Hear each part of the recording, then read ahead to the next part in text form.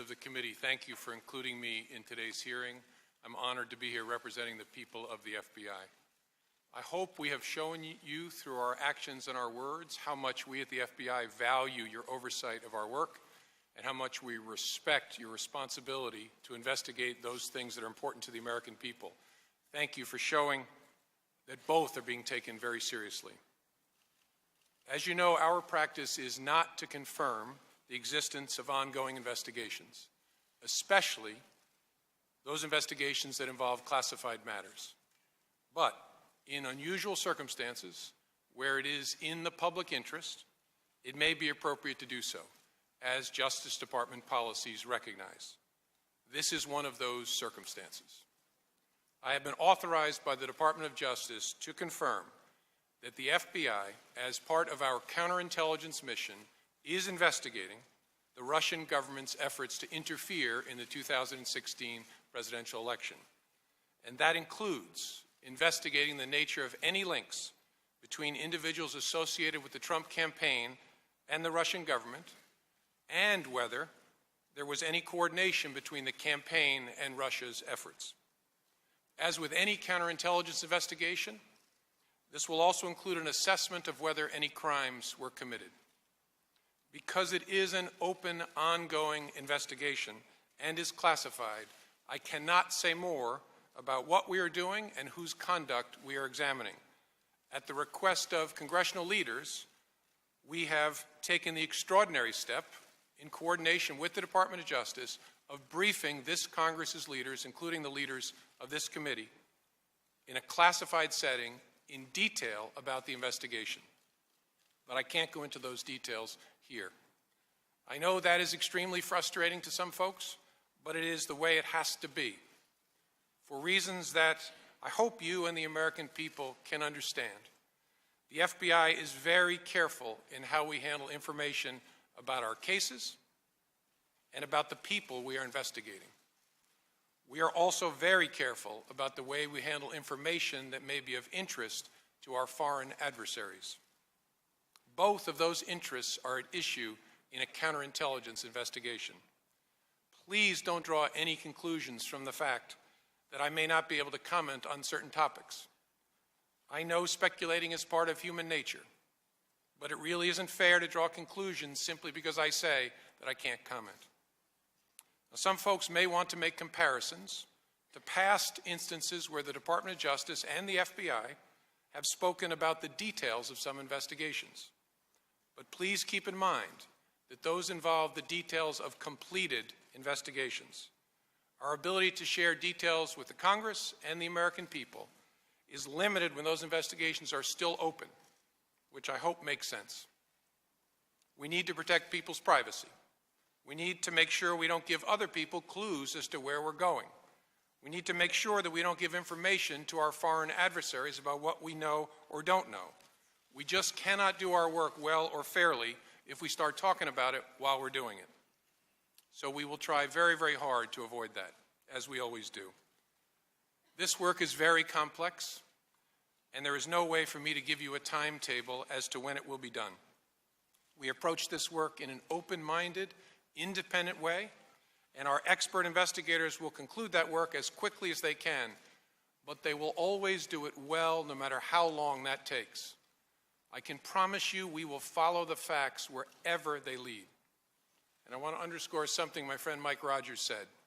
Leaks of classified information are serious, serious federal crimes for a reason. They should be investigated and, where possible, prosecuted in a way that reflects that seriousness so that people understand it simply cannot be tolerated. And I look forward to taking your questions. Thank you, Director Comey. Admiral Rogers, I first want to go to you. On January 6th, 2017, the intelligence community assessment assessing Russian activities and intentions in recent U.S. elections stated that the types of systems Russian actors targeted or compromised were not involved in vote tallying. So my question as of today, Admiral Rogers, do you have any evidence that Russia's cyber actors changed vote tallies in the state of Michigan? No, I do not, but I would highlight we're a foreign intelligence organization, not a domestic intelligence organization. So it would be fair to say we are probably not the best organization to provide a more complete answer. How about the state of Pennsylvania? No, sir. The state of Wisconsin? No, sir. State of Florida? No, sir. The state of North Carolina? No, sir. The state of Ohio? No, sir.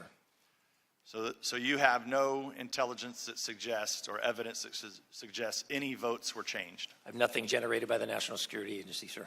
Director Comey, do you have any evidence at the FBI that any votes were changed in the states that I mentioned to Admiral Rogers? No. Thank you. Admiral Rogers, I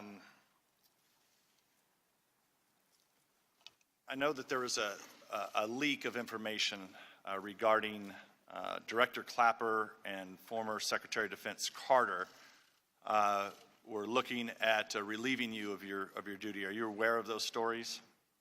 I'm aware of media reporting to that. And those stories were leaked as soon as you had visited with President-elect Trump. Is that correct? Yes, sir. I was asked if I would be prepared to interview with the Trump administration for a position, which I did. Did the leak of that information at all impact your ability and your assessment that you did for the intelligence community's assessment on January 6th? No, sir. If I spent time in this job worrying about unsourced media reporting, I'd never get any work done. Thank you, Admiral. Director Comey, I remain extremely concerned about the widespread illegal leaks that you just referenced in your testimony. Just for the record, though, I want to get this on the record. Does the unauthorized disclosure of classified information to the press violate 18 U.S.C. 793, a section of the Espionage Act that criminalizes improperly accessing, handling, or transmitting national defense information? Yes. Would an unauthorized disclosure of FISA-derived information to the press violate 18 U.S.C. 798, a section of the Espionage Act that criminalizes disclosure of information concerning the communication and intelligence activities of the United States? Yes, in addition to being a breach of our trust with the FISA court that oversees our use of those authorities. Thank you, Director. At this time, I'm going to yield to Mr. Roney, who chairs our NSA Cyber Committee, for questions. Thank you, Mr. Chairman. I'd like to direct my questions first and foremost to Admiral Rogers to convey my thanks to the many men and women for their dedication at the NSA for keeping our country safe, as well as I want to talk about the recent media stories that may have led to confusion in the public about what the NSA is and is not legally collecting and the safeguards the NSA has put into place to protect personal data. So I'd like to clarify, as the chairman of the subcommittee on the NSA, I recently got to meet your deputy admiral last week out at the NSA, and we visited and spoke some of these things. And what we can talk about here today publicly, if you could go into, if you can't, you can't. But I think that this is important for the people in the room and listening outside understand. Is it true that the NSA would need a court order based on probable cause to conduct electronic surveillance on a U.S. person inside the United States? Yes, sir. And just to be clear, the section of the FISA that is expiring later this year, that's 702, which we'll be talking about a little bit, cannot be used to target U.S. persons or persons in the United States. Is that correct? Yes, sir. Section 702 focuses on non-U.S. persons outside the United States primarily, correct? Yes, sir. Do you believe that the Section 702 is important and valuable for U.S. national security? Yes, sir. So it's safe to say that without having this tool, it would be a threat to our national security. It would significantly impact my ability to generate the insights that I believe this nation needs. In the media, there's a lot of reporting about something called incidental collection. Can you talk about what incidental collection is? Yes, sir. Incidental collection is when we are targeting a valid foreign target, for example, and in the course of that targeting, we either get a reference to a U.S. person or suddenly a U.S. person appears as part of the conversation. That's what we call incidental collecting. And what do you do when something like that happens? If there's a U.S. person part of an incidental collection, what kind of safeguards are put in place to make sure that? So it depends specifically on the legal authority that we're using to execute the collection in the first place, but in broad terms, realizing again, it varies a little bit by the specific authority that we're using to conduct the collection. We step back and we ask ourselves first, are we dealing with a U.S. person here? Is there something that we didn't expect to encounter that we've now encountered? We'll ask ourselves what leads us to believe that it is a U.S. person. If we come to the conclusion that it is a U.S. person, then we ask ourselves, are we listening to criminal activity? Are we seeing something of imminent threat or danger, for example? Or are we just receiving something that has nothing to do with any of our valid collection authority? Based on that, we'll then take a series of actions. In some case, we will just purge the collect. Make no reporting on it, not retain the data. It's incidental collection, it has no intelligence value, and it wasn't the purpose of what we were doing. In some cases then, if we believe that there is intelligence value, for example, whether it's a reference to a U.S. person, as an example in a scenario, in our reporting then we will mask the identity of the individual. We'll use a phrase like U.S. person 1 or U.S. person 2. And I would remind everyone that for our purposes, U.S. person is defined very broadly. That is not just a U.S. citizen. That is a U.S. corporation. That is a ship or aircraft that is registered in the United States. That is an internet protocol address, for example. So it's not just a particular individual, if that makes sense. The term for us is much broader because it's designed to ensure our protections of U.S. persons. And those, the procedures and protections you talked about are required and approved by the FISA court, is that correct? Yes, sir, and the Attorney General. And you mentioned in your opening statement that for that kind of information to be disseminated outside of your agency and the NSA, that dissemination would be strictly on a need-to-know basis. Is that correct? We use 2 criteria. Is there a need to know in the course of the person or group that is asking for the identification? Is there a valid need to know in the course of the execution of their official duties? So, who would that be? It could be another element with the intelligence community. It could be another element within NSA. It could be a military customer, for example, who's reading some of our reporting. It could be a policymaker. I apologize. There was one other point that I wanted to make, but I've lost the thread in my mind. I apologize. If I jump in a moment, I'll try to Let's get back to masking briefly. You spoke about masking and trying to keep a U.S. Person's identity concealed. And when it is disseminated, we often talk about in the intelligence community about the exceptions to if somebody's masked, how you unmask them. What would the exceptions to that masking be before it's disseminated? So again, we use 2 criteria, the need to know on the person requesting us and the execution of their official duties, and the second part was, is the identification necessary to truly understand the context and the intelligence value that the report is designed to generate? Those are the 2 criteria we use.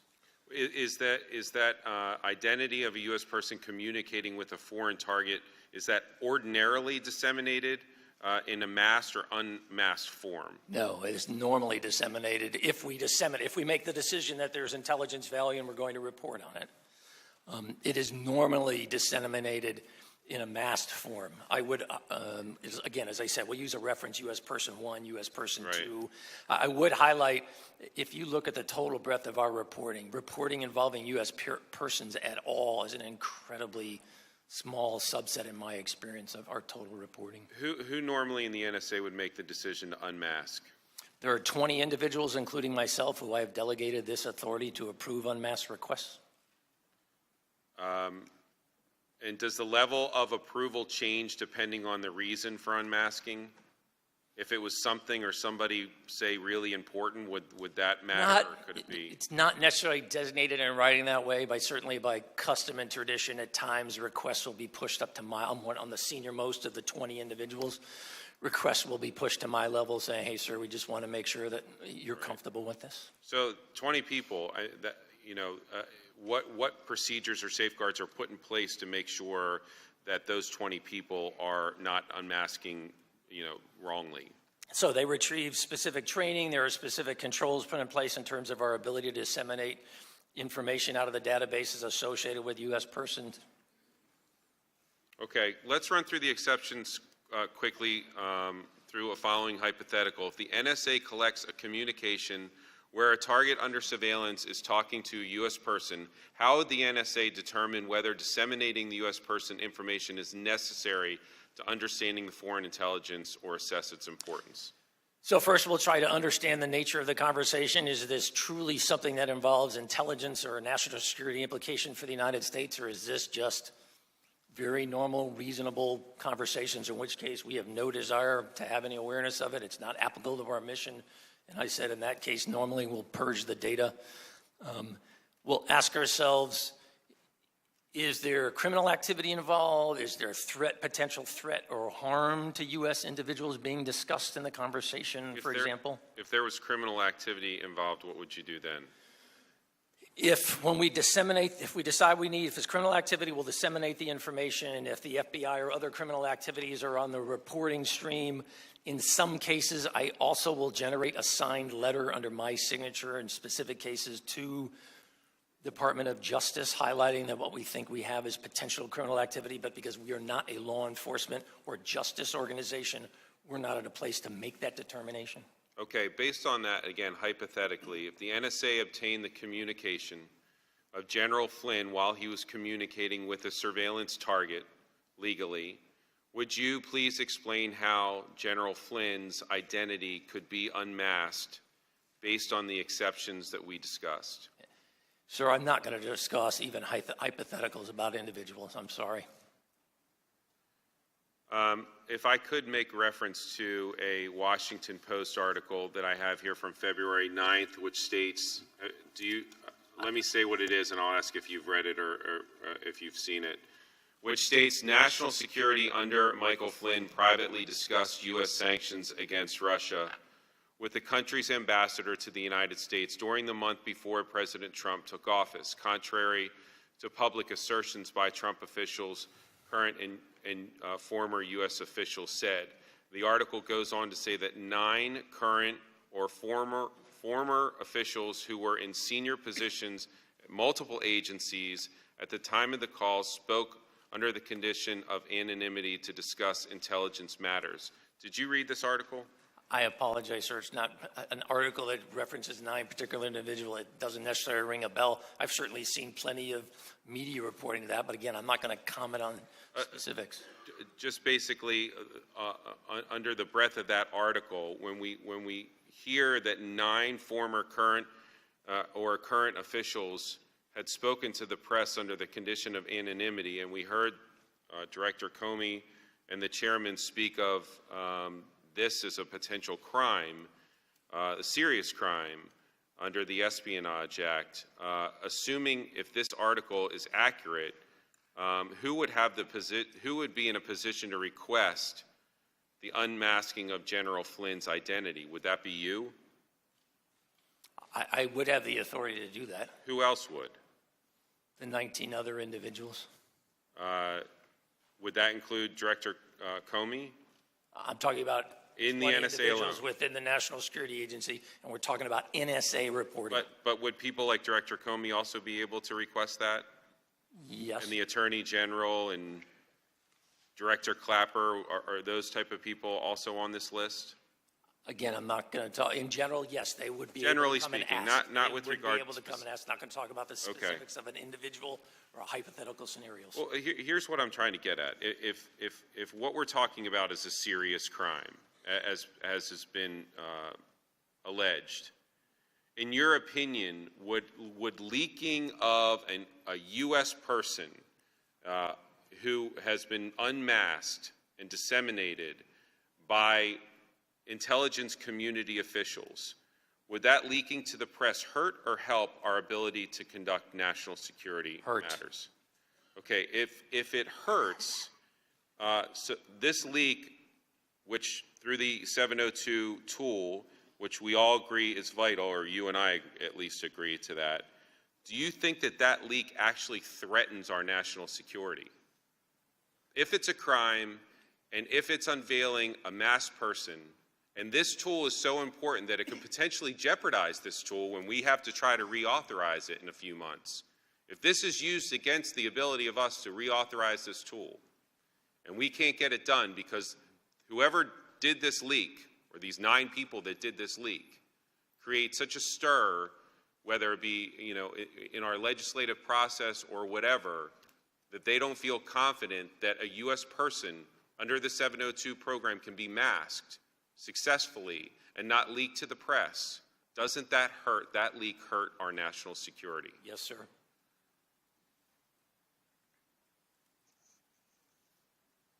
Can you think of any reason why somebody would want to leak the identity of a masked person? No, sir. I have raised this directly with my own workforce over the course of the last few months to remind everyone part of the ethics of our profession, not just the legal requirement, but the ethics of our profession as intelligence professionals, is we do not engage in this activity. And I've also reminded the men and women of the National Security Agency, if I become aware of any such conduct, there is no place for you on this team.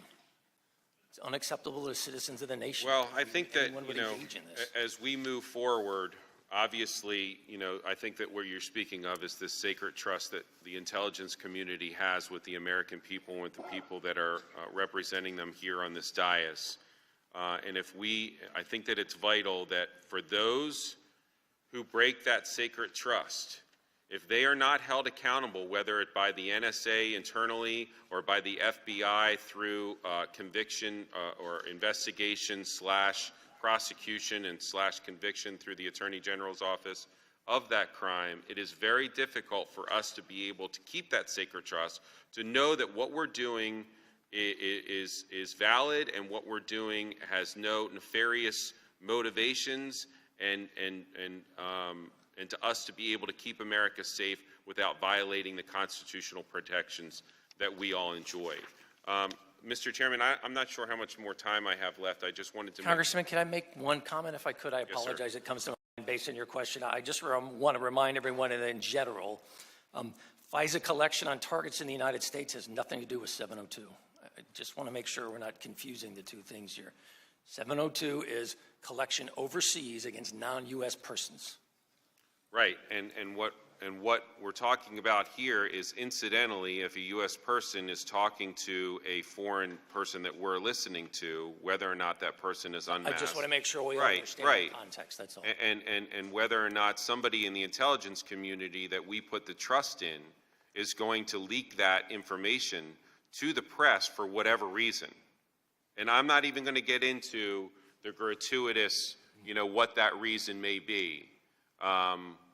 But it's really going to hurt the people on this committee and you all in the intelligence community when we try to retain this tool this year and trying to convince some of our colleagues that this is really important for national security. When somebody in the intelligence community says, you know what, the hell with it, I'm going to release this person's name because I'm going to get something out of it. We're all going to be hurt by that if we can't reauthorize this tool. Do you agree with that? Yes, sir. Mr. Chairman, do I have enough time to talk about the letter that the committee sent? The committee sent to you on March 15th a letter to Admiral Rogers and to Director Comey. Have you had a chance to look at this letter? I think that you've actually... Yes, sir. I, in fact, have given you a reply on the 17th. Just real quickly, because I don't want to take up any more time, can you give us a sense of how many unmasked U.S. persons' identities were disseminated by the NSA from June 2016 to June 2017? No, sir. As I have indicated, we're in the process of compiling that information. I will provide it to the committee, but until that work is done, I am not going to comment. Can you tell us whether any of those disseminations broadly were involved U.S. people relating to presidential candidates Donald J. Trump or Hillary Clinton and their associates in 2016? I won't answer until I complete the research, sir. Assuming that the NSA disseminated unmasked U.S. persons' information relating to the Trump or Clinton campaigns, would that have been a reason for such unmasking? I apologize. I don't truly understand the question. Let me just move on to the next one. Along those lines, if the NSA had wanted to disseminate unmasked U.S. persons' information related to either the presidential campaign, who in the NSA would have approved such disseminations? Again, it would have been one of the 20, and I provided that in my initial response to the committee. I've outlined the procedures. I've outlined the specific 20 individuals. Thank you, Admiral. I appreciate your answers. I look forward to working with you on the subcommittee moving forward. And, Mr. Chairman, I yield back. Gentleman yields back. Mr. Gowdy is recognized. Thank you, Mr. Chairman. Director Comey, we will begin this line of questioning, then we'll finish it the next round. FISA and other similar related counterterrorism programs have been described even this morning as vital, critical, and indispensable to our national security. And many of us on both sides of the aisle believe FISA and similar counterterrorism programs prevent terrorist attacks and save American lives. But FISA and other surveillance programs are intentionally designed to preserve the privacy of U.S. citizens. They are intentionally designed to ensure the information is collected and used only for legitimate national security and criminal investigative purposes. There are statutory safeguards. There are warrants based on probable cause. There is a FISA court that is involved. There are audits on the back end, and we think so highly of this material. It is a felony punishable by up to 10 years in federal prison to unlawfully disseminate it. All of this was done to make sure this information gathered remains protected as it relates to U.S. citizens. The way I view it, Director Comey, the American people have an agreement with their government. We are going to give you the tools to keep us safe, even if it infringes on our privacy some. We're going to give you the tools.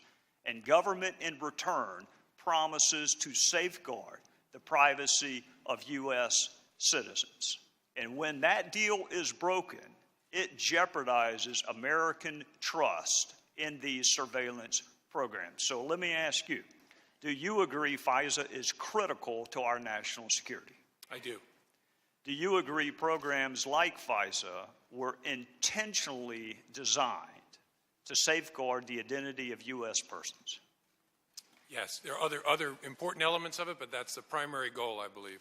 It wasn't an afterthought. It wasn't an accident. These are intentional safeguards that we put in place to protect U.S. citizens. Is that correct? Correct. Do you agree much of what is learned from these programs is classified or otherwise legally protected? All FISA applications, review by the court, collection by us pursuant to our FISA authority is classified. The dissemination of which is a felony punishable by up to 10 years in prison? Sure, dissemination, unauthorized dissemination. Unauthorized dissemination of classified or otherwise legally protected material punishable by a felony up to 10 years in federal prison. Yep, yes, as it should be. All right. In January of this year, the Washington Post reported, according to a senior U.S. government official, a named U.S. citizen, and I will not use the name, a named U.S. citizen, phoned the Russian ambassador several times on December the 29th. In February of this year, the Washington Post reported nine current and former officials who were in senior positions at multiple agencies at the time of the call spoke on the condition of anonymity to discuss intelligence matters, and that officials began poring over intelligence reports, intercepted communications, and diplomatic cables. In February of this year, the New York Times reported a U.S. citizen, whose name I will not use, discusses sanctions with the Russian ambassador in a phone call, according to officials who have seen a transcript of the wiretapped conversation.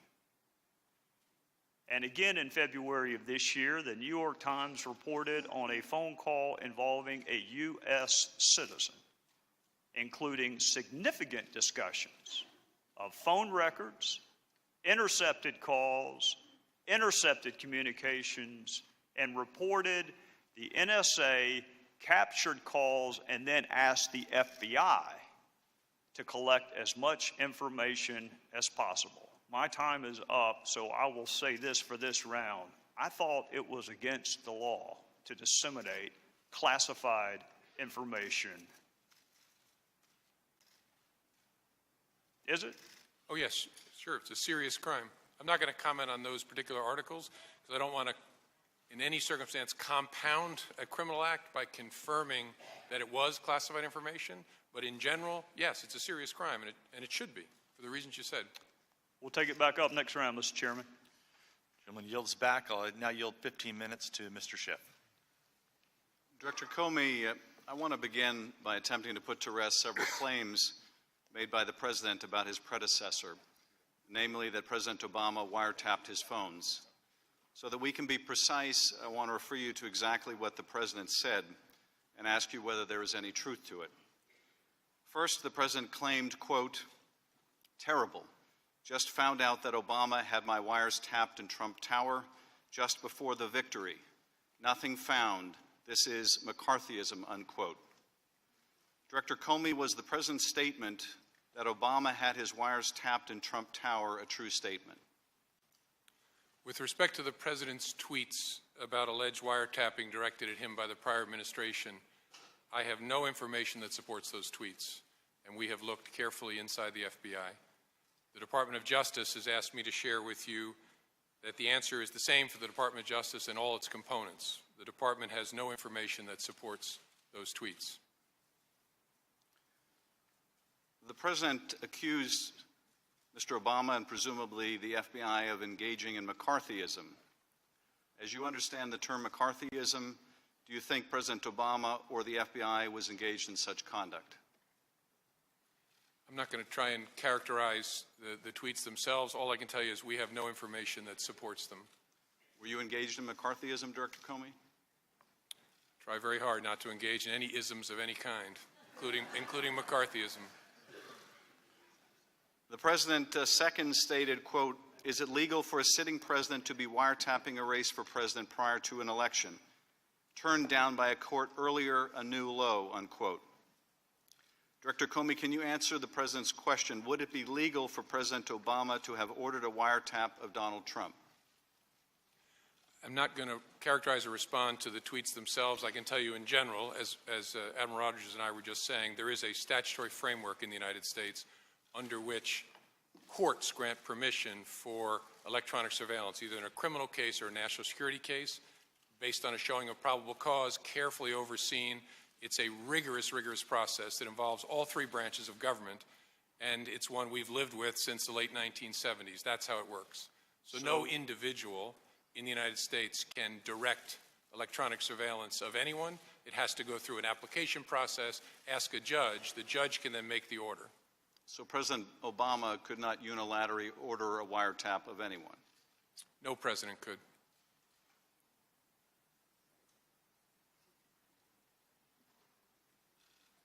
Mr. Trump also asserted in that tweet that that the application or the President's order was turned down by a court. Was there any request made by the FBI or Justice Department to wiretap Donald Trump turned down by a court? That's one of those subjects I can't comment on one way or another. Please don't interpret that in any way other than I just can't talk about anything that relates to the FISA process in an open setting. Third, the President stated, "I'd bet a good lawyer could make a great case out of the fact that President Obama was tapping my phones in October just prior to the election." Director Comey, you're a good lawyer.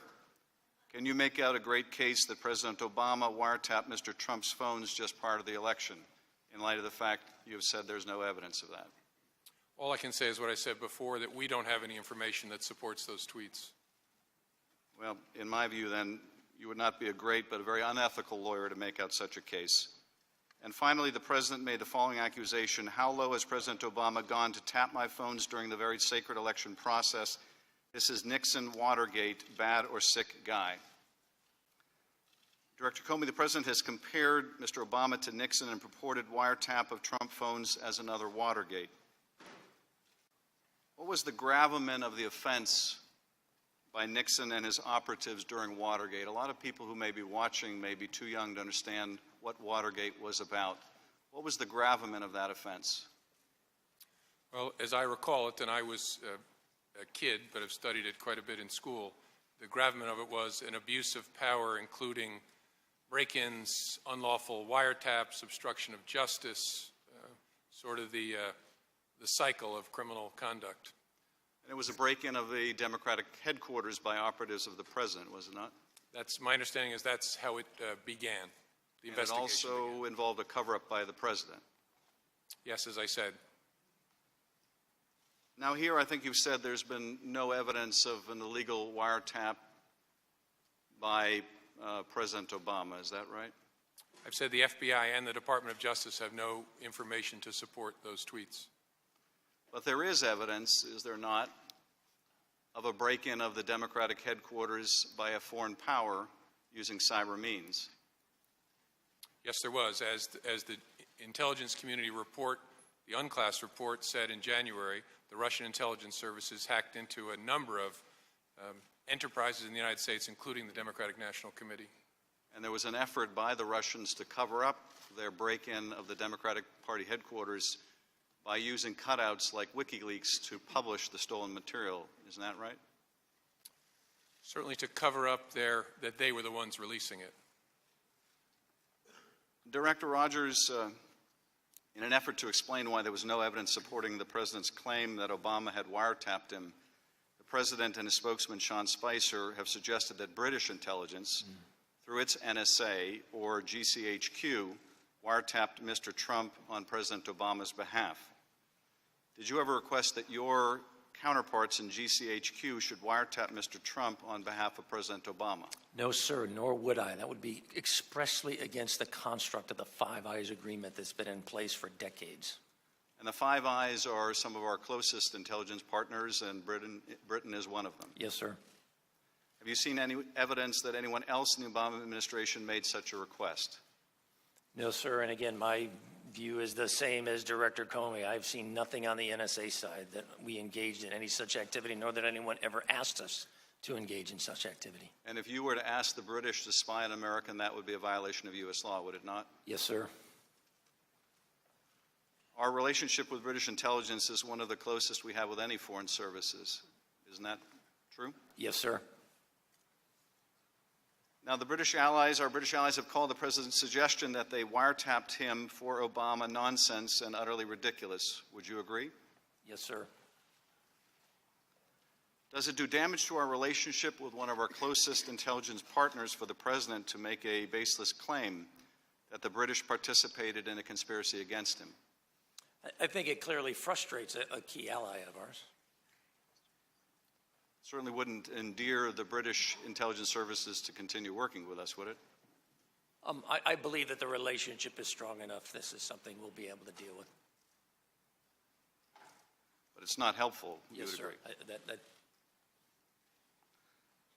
Director Rogers, President Trump recently met with German Chancellor Angela Merkel. During a joint press conference, the president suggested that they both had something in common, that they had both been wiretapped by President Obama. Director Comey has just demonstrated why the claims by the president about his being wiretapped by Obama were unsupported by any evidence. But the claim he made about wiretapping directed at Merkel referred to something that came up in the context of the Snowden disclosures.